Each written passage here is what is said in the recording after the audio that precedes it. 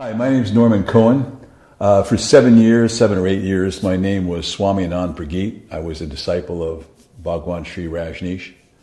And as I said before in videos I've done previously, I was in Poona for 6 or 7 years, and then I had my own center in the south of France for a little over a year, and then I was kicked out of the organization.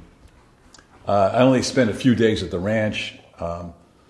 And when I saw the documentary Wild Wild Country, I did a video on it, and I got something like 3,500 views. So I did some more videos, and I kind of created a distinction between Poona1, Sangam, the center I ran, and the ranch.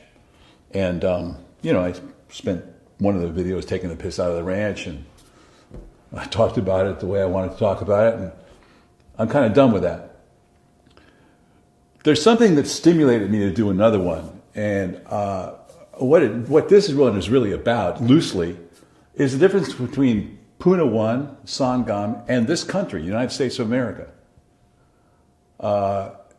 Because it was in this country that Sanyassins and Bhagwan and what he was doing was condemned.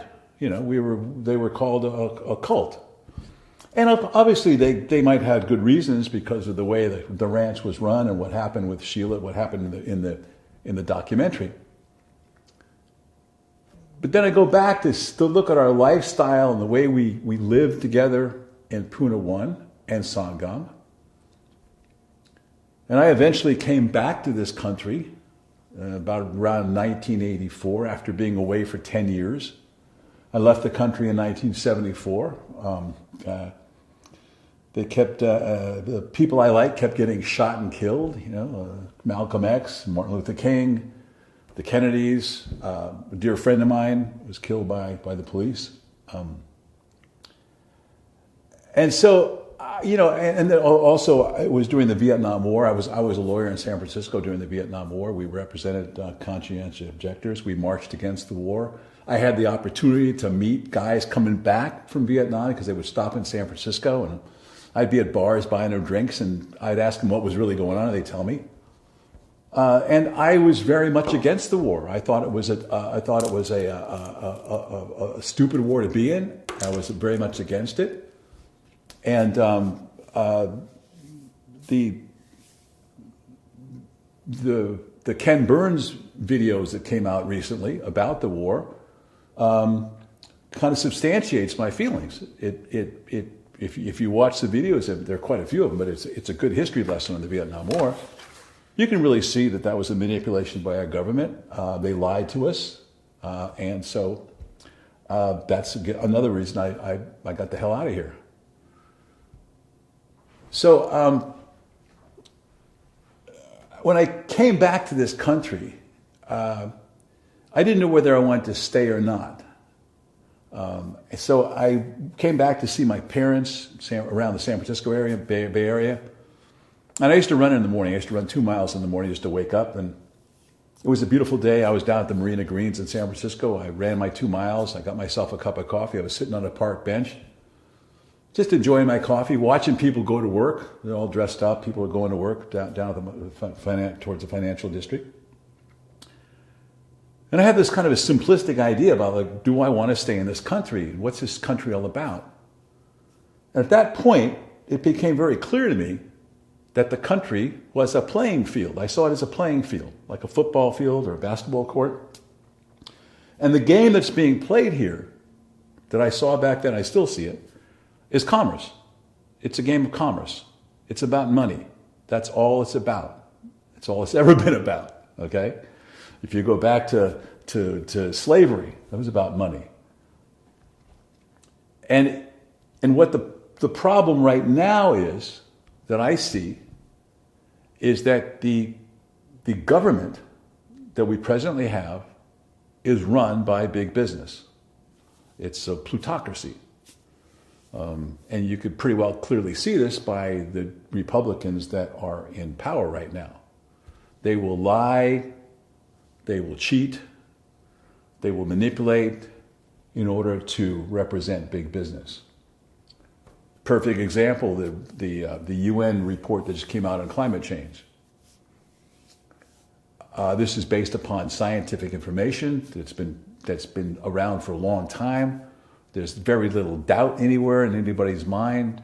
You can kind of see it going on in the world. But the Republicans are still denying it because they get money from the fossil fuel industry. So they're being paid to deny it, basically. It's all about the money. They don't give a shit about their kids. They don't give a shit about their future. It's all about now. It's all about greed. It's all about having it now, about power, ego, all that kind of stuff. You can see it. So to make a long story short, I decided to stay in the country and play the game, but I was going to do it my way. And as I said before, my ego attachment, my conceptual identity of myself, is someone who wants to make a difference and to serve other human beings. That's my purpose. And it's my belief system, and I'm attached to it. There's no doubt about it. It's my ego. And so that's what I said to myself. I will stay in this country as long as I can make a difference, and I'll do it my way. And make a real long story short, I was able to do that. As I said before, I was able to build up a massage therapy school business, vocational school business, and built it up to a $40 million company. So I became an American businessman in a sense. And I could see it from that point. I can see American business from the point of being a businessman. And what I saw very clearly is that the country, the system in the country is capitalism. It's supposed to be capitalism. And it's based upon Keynesian economics, loosely. And in Keynesian economics, it's quite simple. It's a simple theory. I mean, there's a lot of it's a lot more complicated, I'm going to say, but I'm going to oversimplify it. Is that you have capitalism, but you also have to have a strong government to regulate capitalism. It has to be regulated. So you don't ruin the environment, so you don't take advantage of workers, so you don't kill anybody, you know. For instance, when you open a can of tuna fish and you eat the tuna fish, you figure it's safe because there's some government agency that made sure that the company that produced it didn't produce a product that would make you sick or kill you. Simple explanation, but that's what happens. But when the Republicans come aboard, when the Republicans become powerful in the country through the Congress and through the presidency, and now through the court system, they deregulate, because that's what big business wants. And as they deregulate, you can see what it does to the economy. So what happened to the Bush economy? Okay. If you go back, it's quite simple. It's really quite simple, you know. You go back to Clinton, he took over, he and Al Gore took over, and the Republicans complained about balancing a budget. They got to balance the budget. Of course, they'd already screwed the budget up. Reaganomics didn't work. Trickle-down economics is all bullshit. You can't give money to the rich and expect it to trickle down to the poor, because the rich hoard their money, and if it's a rich corporation, they buy back their own stock with the money, just like they did with the tax break they just had, the big tax break. So it's all a sham. It's all a sham. And I was able to see this through business that and my vocational schools were regulated. And if they took the regulations off the vocational school industry, which Ronald Reagan actually did, then the vocational school owners started stealing the government money, started stealing the federally funded financial aid. Okay? So it's simple. You can see it. You can see it, you know. And the more regulations are taken off, the worse things get for the consumer.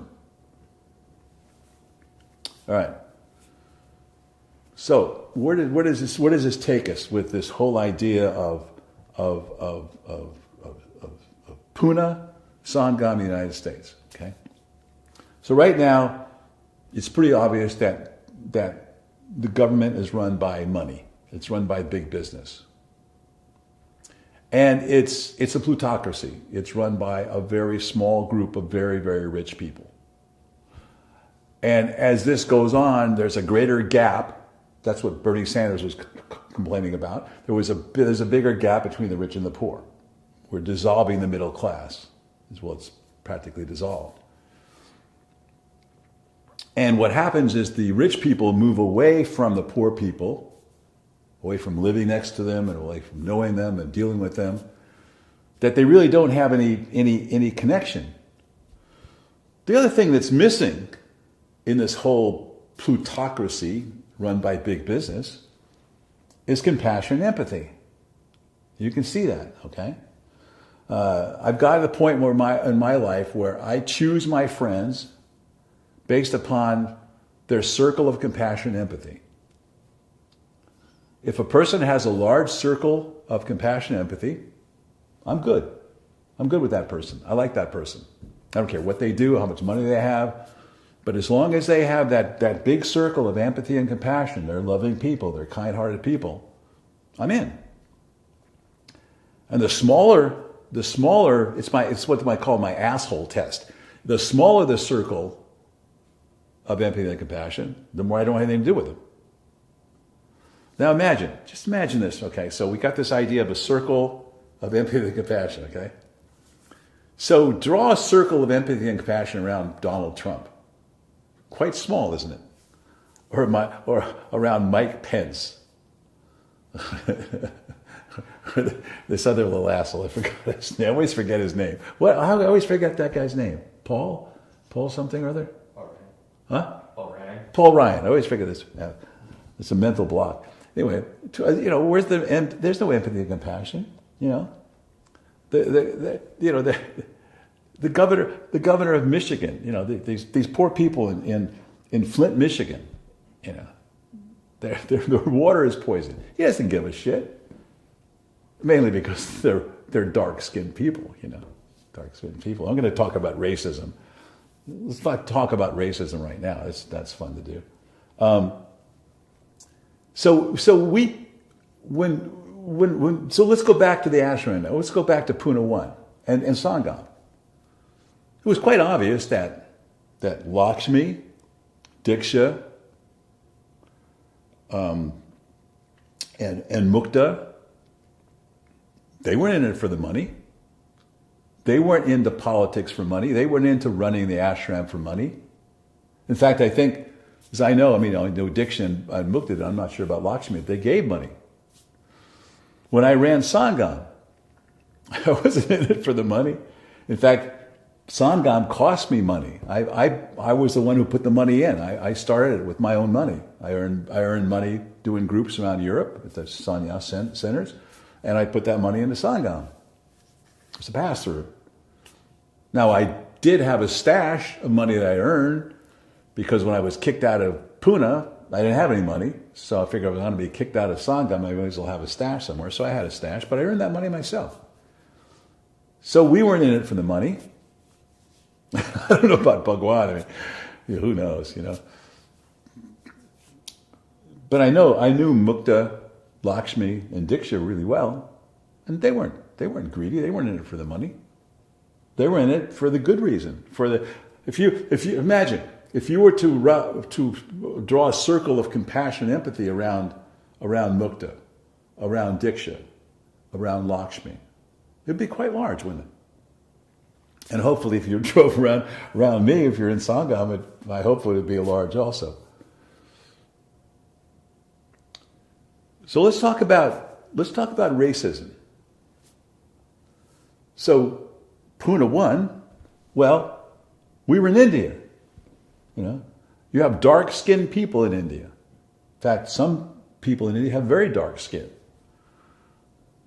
There was no racism as far as in fact, Bhagwan had Indian disciples. They were great. Nice people. I love living in India. I love the culture there. Really good people. And there was no racism in the ashram. There were people from all over the world. There were people from every walk of life. We didn't discriminate against sexual preference. We didn't discriminate against gays and lesbians and transgenders. We didn't discriminate against color of skin. We didn't discriminate. And when people came to Poona, they would stay or leave. They do whatever they wanted. There was a certain sense of freedom there. A huge sense of freedom. We didn't incarcerate anybody. In this country, we have the highest incarceration rate of any country in the world. In this country, here's one of my favorite stats. I love this stat. It's a great stat about this country. So if you were to take all our 50 states in this country and call them countries, like say you took like Alabama as a country and Mississippi as a country and all the different states are countries, and you compare incarceration rates. So we're comparing all the countries in the world, and the 50 states are countries. 23 of our states would be the highest on the list of countries with high incarceration rates. 23 of our states. So each state has more incarceration than the countries, any country. It gets better. So they've pretty much proven that white people and black people use drugs about the same way. We take about the same amount of drugs. Street drugs, illegal drugs. And it's been that way for a long time. Especially kids, white kids and black kids, they take about the same amount of drugs. But a black kid is 6 times more apt to be arrested for the drugs than a white kid. 6 times more. There's something else about incarceration that's kind of interesting. The amount of dark-skinned people is way out of proportion to the amount of white people in jail, as far as population is concerned, per capita population. And you can see what's happening in Florida right now. What's happening in Florida is quite interesting. Florida is between the Democrats and Republicans, they're usually close elections, very close elections. There are 1.5 million people, mostly men, but a lot of women too, who have felony convictions who cannot vote in Florida. Okay? 1.5 million. And those are usually dark-skinned people. Most of them are dark-skinned people. Which makes sense, because that takes them away from voting, because they have a tendency to vote for Democrats. When you start drilling down on this stuff, it gets really insidious. We didn't do that stuff. We never did anything like that. We didn't try to manipulate people that way in any way.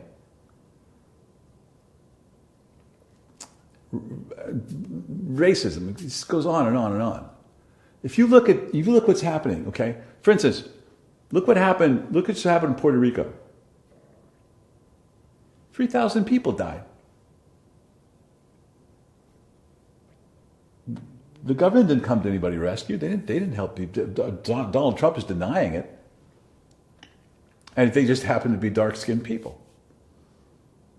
The people legitimately coming to our country to try to legitimately become American citizens. They're escaping horrible situations, violent situations in South America and Mexico. They're coming here. What do? We incarcerate them. And then we separate the children from the parents, put the children in concentration camps. And guess what? They have dark skin. President Trump puts a ban on Muslims. What do you think? Dark skin. Just talking about the Flint, Michigan. Their water is poisoned. Haven't done anything about it in years. They're changing the pipes very slowly, but the water is still undrinkable, from what I understand. Dark-skinned people. Trump ran for president on racism. He portrayed Obama as being un-American. And he was testing the waters, and he realized that, hey, it works. Trump's a racist, and he attracts other racists. If you look at this country, racism is ubiquitous in this country. Ubiquitous. It's been that way forever. Here's my theory. That when Obama became president, let's go back. I think there's been a latent infection of racism in this country ever since I was a kid, ever since I can remember. And it stayed latent. And then when Obama became president, the infection started to come to a head, like it was a pimple or a boil.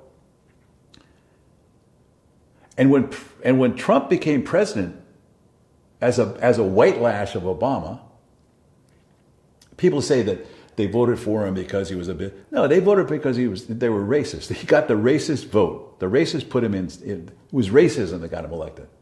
Okay, so when Trump comes in, all of a sudden this boil, it pops, and all this white pus of racism starts spreading across the country. You can see it. You can see it with the white supremacists. You can see it with the anti-Semitism, the hate against blacks, Hispanics, Muslims. You can see it. It's everywhere. Yeah. We didn't do that. We didn't have that in Poona. We didn't have that at Sangam. None of that stuff. We were all basically different leaves in the tree of humanity. It doesn't matter what color our skin was, or where we were from, or what kind of language we used, or what we believed in, Anybody could come. Anybody could be a Sanyassin. Anybody could live in the community. I want to talk about women now, too. And I was very moved by this woman, Dr. Ford, who came and spoke at the Kavanaugh hearing. My dad was a lawyer, I was a lawyer, and so I spent the whole day watching the hearings. I'm retired, I got nothing better to do. So I'm watching these hearings all day long. And this woman was obviously telling the truth. I mean, she had taken a lie detector test. She had talked to her friends, her husband about it. She talked to a therapist about it. This was not a setup. This was not anything to purposely get Kavanaugh out of the running. She was doing her civic duty by giving evidence. And now she's being chastised by Trump and the rest of the misogynistic men in the Republican Party, basically. Now, I watched Kavanaugh also. Kavanaugh's full of shit. You can see he's full of shit. Anybody can see he's full of shit. Come on, it's ridiculous. He's standing up there and yelling and screaming, and he lied. I mean, he's lying right on television. You can see he's lying. He's lying. Anybody can see he's lying. And now he's going to be on the Supreme Court. Okay? So let's go back a little bit. That's another big difference, I think, in this country and Poona1 and Sangam. And I'm sure this is true in the ranch, too. We had strong women. We had really strong women. And they were great. I mean, Poona was run by women. It was a matriarchal society. And the women that ran it were kind-hearted. They were funny. They were humanistic. They cared for other people. They took care of the people who live in Poona. So we had this kind of matriarchal society, and when women came to the ashram, they'd stop using their cosmetics, they stopped getting their hair done, they stopped doing all that stuff that American women do to look good, and they would just be natural. They do the meditations, they do the dynamic meditations, and as far as I'm concerned, when a woman would come there, and the longer she stayed there, the more beautiful she got. Now, obviously, I really like Sanyassin women, and some of you probably know this already. So there's a little bit of prejudice there. But seriously, I mean, we had really strong, great women, outspoken women. Some of them were group leaders, and some of them worked. They worked all over. They worked everywhere, and we all worked together. We all worked together. It was a community. And the men and the women worked together. It was like equal. Everything was equal. It's not what you see here. For instance, if you look back, okay?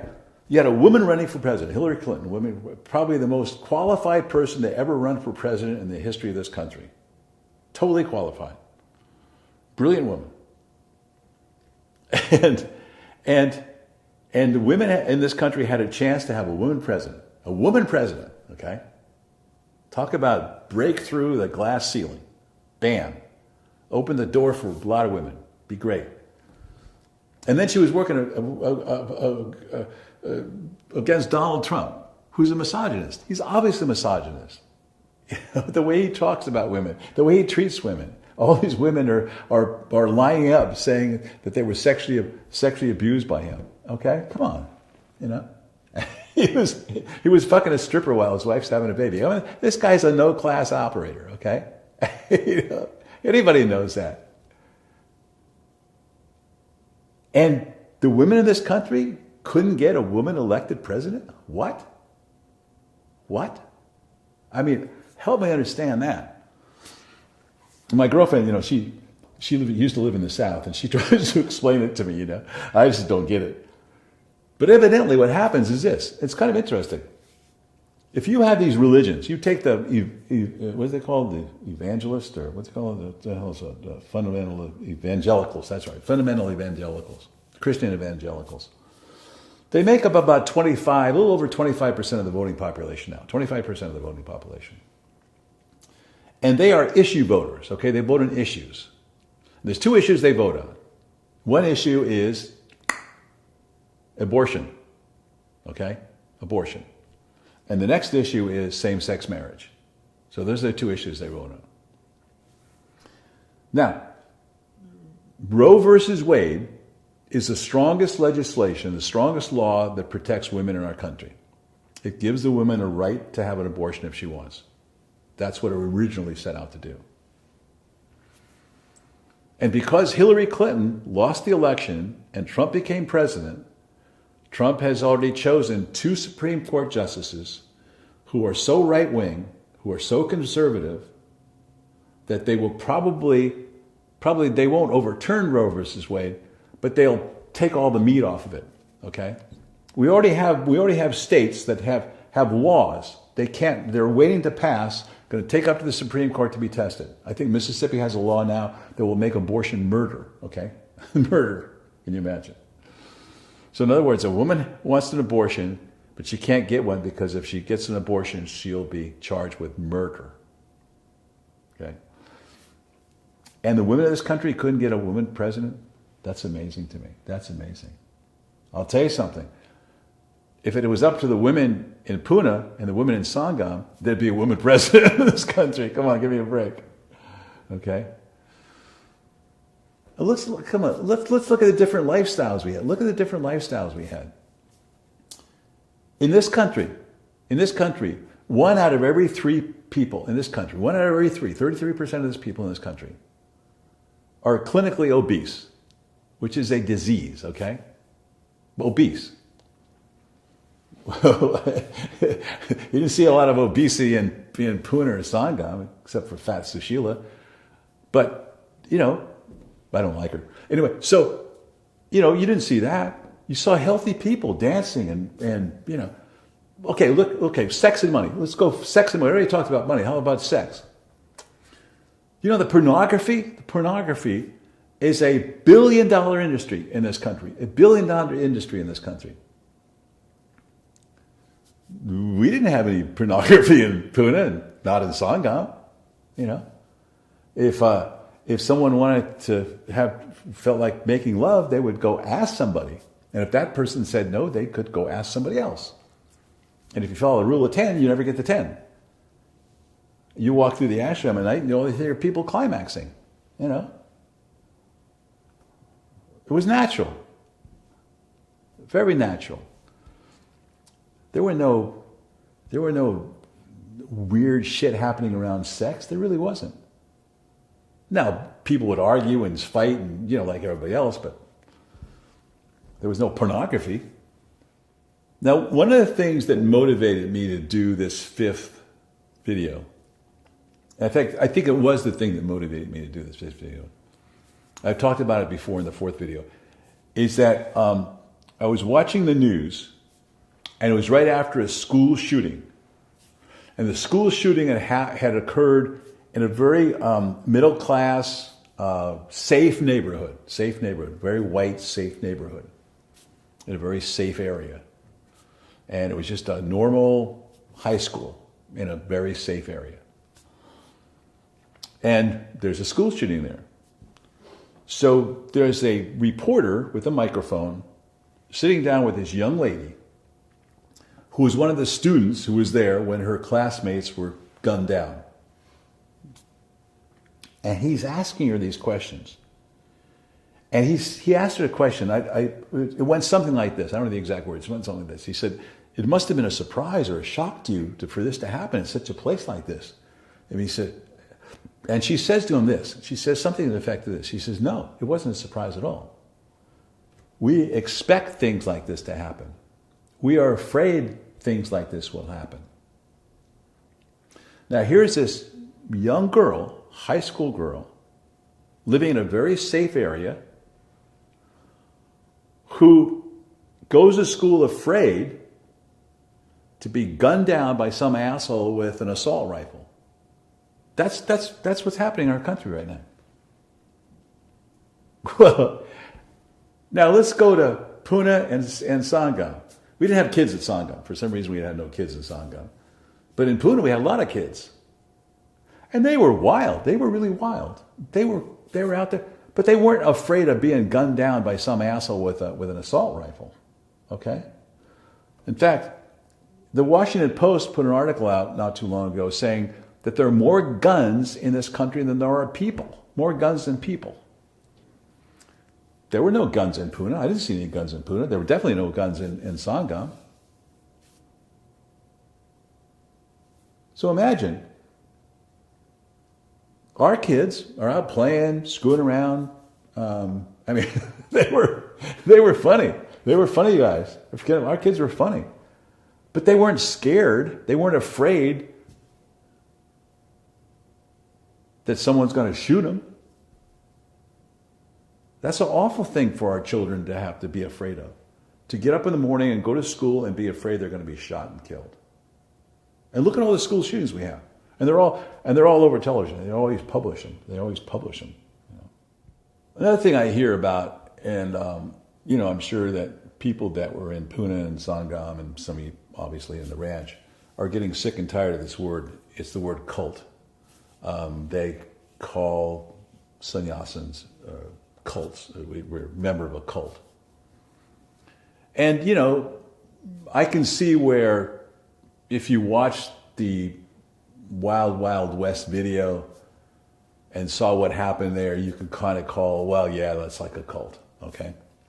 So let's put that aside. Let's put the ranch aside. And let's look at Poona and Sangam. And the whole idea of a cult. Okay? So a cult, as I understand it, is something that, there's something demonic about it. There's something that's illegal, demonic. It's like, I think it has something to do with the devil under the religious, you know, paradigm. And it's something that is against the law of nature, I guess you'd call it, whatever you want to call it. Okay. So let's look at this. Okay, let's look at this. It seems to me that some of the religions in this country are cults. Really, look at it. The Catholic religion is basically a criminal organization. that's obvious. You've got the Pope, the bishops, and the cardinals, and they all know what's going on. They all know that the priests are fucking little boys in the ass. They know that. They know that that the priests are raping boys. They know that. And there's thousands and thousands of documented cases. And I'm sure there's thousands and thousands of undocumented cases where people haven't come forth yet. This has been going on for years in all different countries. Check it out. Research it. That seems like a cult to me. That seems like a real cult to me. You know? Think about the different religions in this country and what they stand for and what they do. You know, there are demonic things that happen in religions, and so you know it's hard for me. It's hard for me to wrap my head around the idea that what we did in Poona and what we did in Sangam was a cult. Now they do take pictures of the groups and they show people yelling and screaming and all that kind of stuff, but that's totally out of context. You know, anybody in that group could have left anytime they wanted to. They didn't have to stay in the group. I led groups there, and the door was always open. If you want to leave, leave. If you want to stay, stay. And you know, at least the people in my group, if there was somebody that I felt was being abused, I would protect them. I wouldn't let anybody abuse anybody in my group. I don't think the other group leaders would either. And I think we did amazing work because we were able to do work in psychology that no one else in the world was able to do. And we got great results. I'm blowing my own horn, but I think we got great results. So there was really nothing cult-like about Sangam, that's for sure. I mean, we're a bunch of people living in the south of France. And India, I don't get it. I don't see where it was cult-like in India. There's another distinction I like to throw in here. An old friend of mine brought up this distinction a long time ago when I was working in London. It's a good distinction. And he had a distinction that's called between loving awareness and defensive awareness. Now, if you walk down the street of almost any big city in this country and you look at people's faces, what you usually see is defensive awareness. If you're if you're black, you see it a lot. I mean, black people, you see it a lot. But defensive awareness, and you know what I'm talking about. It's quite obvious. And when you walk down, when you walked around the ashram in Poona, around Corrigan Park, you'd see other sannyas. There was loving awareness. We had loving awareness towards each other. Same thing in Sangam. There was this loving awareness we had of each other and of other people too. So there's a huge difference about spending your day in defensive awareness and loving awareness. And that brings up another thing about racism in this country. You know, when I walk down the street at night, and if I see a police car coming my way, it's a good thing. Because I go, well, you know, no one's going to fuck with me if there's a police car right there. You know, say I'm walking down a dark street and there's an alleyway or something like that. I might get, well, I'm watching, I'm seeing what's going on. I'm an old guy now. I can't defend myself as well as I was young. So if I see a police car, you know, hey, that's a good thing. I have black friends who say just the opposite. When they're walking down the street at night, even close to their home, a police car comes, they tighten up. They drop their hand, they show their hands, they walk very, very quietly, very, very carefully, and they're afraid. They're afraid that cop car is going to stop and hassle them. Okay? Let's take this a step further. Look what happens to black people in this country. Seriously. You can see it. They just had a case where this white woman walks into a black man's apartment and shoots and kills him.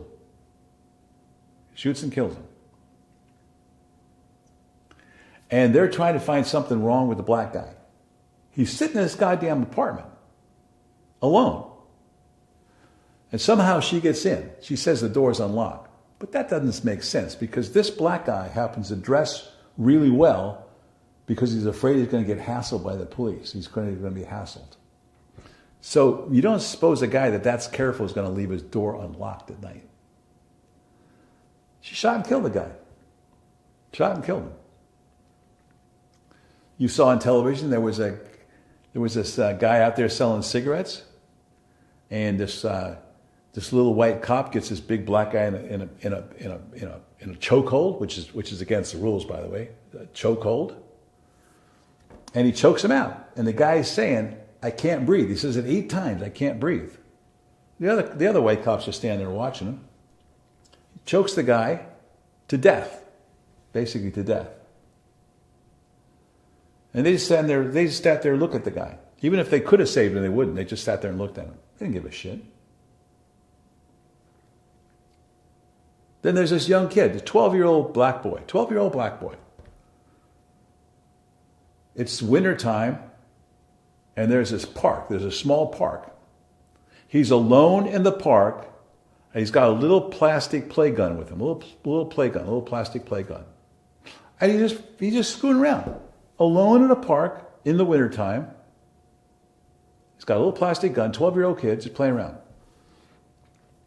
Some white racist bitch across the street calls up the cops and says, "There's a black guy with a gun in the park."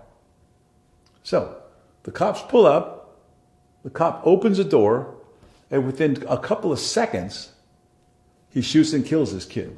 12-year-old black boy. Just shoots and kills him. Assassination. You see it over and over and over and over again. Racism is everywhere in this country. We didn't have racism.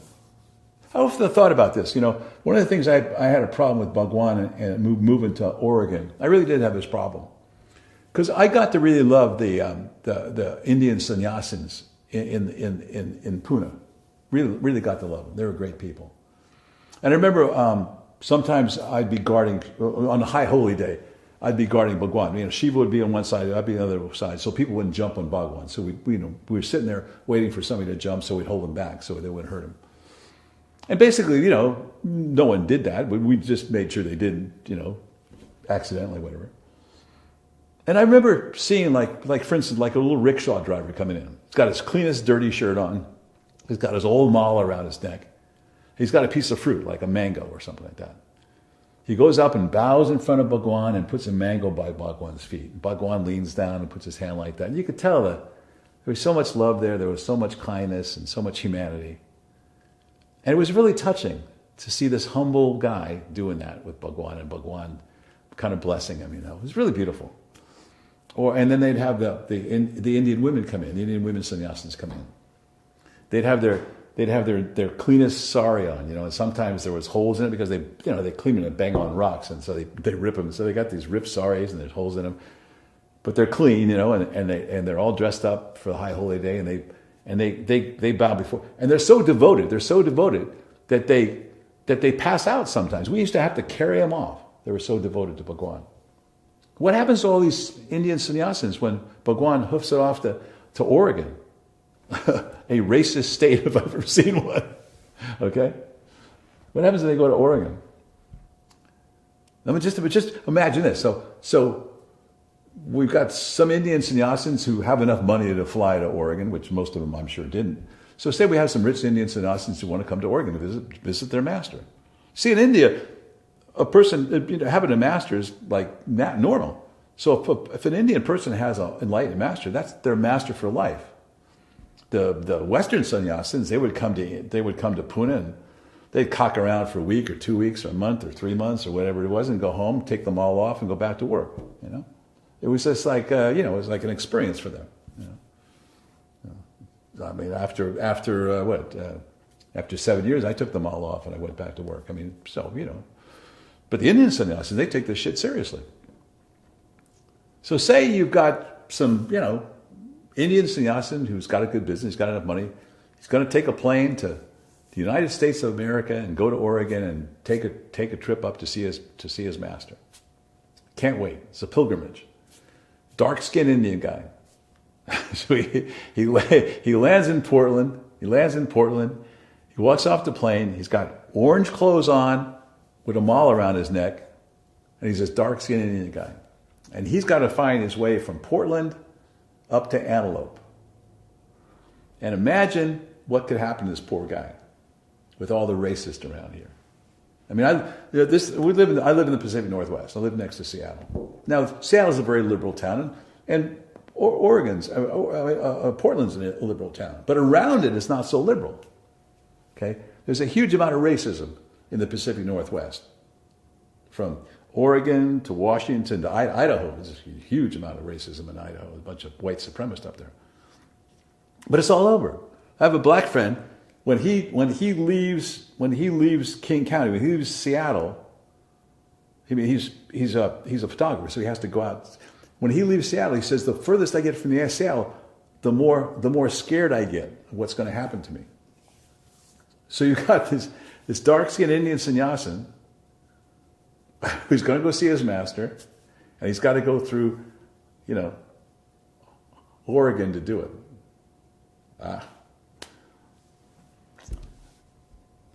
Imagine what could happen. So when you get right down to it, I mean, the lifestyle in Poona and Sangam, to me, was a better lifestyle than here. Now, there's more money here, and there's more cars, and there's more this, and there's more that, but the average lifestyle, the relationship with people, we had community, okay? We had a strong community. And I think that community doesn't get enough attention. The word community doesn't get enough attention in this country. There's a huge amount of loneliness and alienation in this country. I worked as a psychologist here. That's one of the biggest problems. Loneliness and alienation. You can see it. It's everywhere. We had community. They did, this is kind of interesting, actually. It's all those little smacks of racism, too. They did this experiment one time to prove that cocaine was addictive. Crack cocaine was addictive. So they put this rat in a cage. They did an experiment on a rat. They put the rat in a cage, and they got these two bottles hanging down. They got the bottle with the cocaine solution, and they got the bottle with pure water. So the little rat goes up and takes a little bit of water, takes a little bit of thing out of the cocaine. After a while, he keeps going back to the solution with the cocaine. He doesn't drink the water anymore. He just drinks the solution with the cocaine. Now, the conclusion they came to was that cocaine is addictive, right? So that was the basic scientific experiment that came out of this whole thing about crack cocaine and cocaine is addictive. And then they had the war on drugs and blah, blah, blah, blah, blah. There had to be a war on drugs, right? War on drugs. Mostly black people, but war on drugs. So then somebody gets a bright idea of doing another experiment. And what they do, this is years later, what they do is they build a little rat city, okay? They got things for rats to do. They got things for rats, little places where they go and hang out with other rats. And it's a big rat community. And they make happy, all the rats are happy. They're running around doing stuff with each other, doing their rat things. And then they did the same thing. They put the water bottle up there, and they put the bottle with the cocaine solution. Well, these rats would just go get the water, taste the cocaine, but go back to the water. They went back to the water. And the conclusion of this thing is that what was missing in the first experiment was community. There was no support for that one rat. In the little rat city, there was plenty of support. So the rat didn't need the cocaine. It didn't need to be addicted to cocaine. It didn't need that cocaine because it had support. Now you take these poor kids that live in these housing developments. The black kids live in the housing developments. They're lonely. They're alienated. They're scared. There's shootings all the time. Either drug dealers are shooting or the cops are shooting. There's no community. There's no sense of community. There's no sense of protection, communal protection. Community is important. We had community. In fact, you could say we were communists. I was in when I went back to Europe to work to make some money to come back to Poona. My girlfriend and I were in Greece, and we were staying with this couple, and they were communists, which meant they were liberal, and so everything was really inexpensive there at that time. So I wanted to get some really nice dark glasses for myself to go back to India with. So they took me to their friend of his. There was a communist. He had a glass shop. He made glasses. He was what's it called? Optometrist. He was an optometrist. And so they left me off there, telling me they'd pick me up in an hour or two after I got my glasses. So I ordered the glasses and I showed him what I wanted. I showed him the lenses and the frame and everything like that. And he was going to put it together for me. And I said, how much is it? It's going to be 600 drachmas, he said, 600 drachmas. So I said, okay. So here I got these, this kind of red clothes on and a mall around my neck. And so he's asked me questions about this. I said, well, actually, I come from a community of communists. We're communalists. We live in a commune. And we work and we take what we need and we put into work and we live in a community. We're self-supporting each other, all that stuff, I said, we're basically communists. He looked at us. He looked at me. He says, "Yeah, but how about the revolution?" So I looked at him. And I said, "Well, we have an inner revolution. We're working on ourselves. We have an inner revolution." So it's the whole inner revolution thing. I think it came from one of Bhagwan's lectures. So I go on this long rap about the inner revolution, and so we're getting to know each other. And he's fixing my glasses. So finally, it's time to leave, and he gives me his bill, and the bill says 300 drachmas on it. And so I said, you said 600, how come you only charged me 300? So he reaches his hand out to shake my hand. He says, it's a communist discount, he says. And that moments like that made the whole thing worthwhile for me. To make that kind of connection with a guy like that. And to have our belief systems dovetail in such a way. That was very rich for me. I still remember it, obviously. So our community was important. It was, imagine that we didn't acknowledge that very much, but that community in Poona1 and Sangam, I'm sure it's the same in the ranch. I mean, it's hard for me to think you guys didn't feel the same at the ranch. The people working there, you work together every day, you eat together every day, you sleep together every night. There's a community. That's missing in this country. It's missing big time in this country. Huge. Okay, so I was told not to go too long, so it's hard to shut me up sometimes. I got plenty of more information, but I'm going to do it. Anyway, so let me close. One of the things that is better about this country than Poona is the food and the wine. I have found that my path towards, actualization has to include aged red wine and lamb chops. They have a certain resonance about them that resonates with me. Blah blah blah blah. I'm bullshitting right now, but the food is great here, and so that's one thing that we did have better here. But when I started the center in the south of France, we had better food, so we had better wine. So with that said, I'm going to stop there. Thank you for listening. It's always the graciousness in the listener. This is probably the last one I'm going to do, unless I get pissed off about something again. So thank you for listening. Give me some feedback. Be well. Lots of love. Bye.